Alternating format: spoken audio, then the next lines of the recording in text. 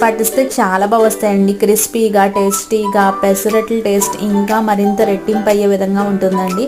దానికి ఏం చేయాలంటే ఫస్ట్ మనం పెసలు నానబెట్టుకున్నప్పుడు ఓన్లీ పెసలు నానబెడతాం. అలా కాకుండా కొంచెం శనగపప్పు కొన్ని బియ్యం వేసి ఒక 4 to 6 hours నానబెట్టుకొని మిక్సీ పట్టేటప్పుడు కొంచెం పచ్చిమిర్చి అల్లం వేసి తగినంత ఉప్పు వేసుకొని మిక్సీ పట్టుకోవాలి. కొన్ని వాటర్ వేసుకొని ఇలా దోశ మీద పెసరట్టు మీద వేసే అల్లం పచ్చిమిర్చి కన్నా ఇలా మిక్సీ వేసుకుంటే చాలా మంచి టేస్ట్ వస్తుందండి. కావాలంటే మీరు పైన కూడా స్ప్రెడ్ చేసుకోవచ్చు. ఇలాగా దీంతోపాటు పైన కూడా వేసుకోవచ్చు.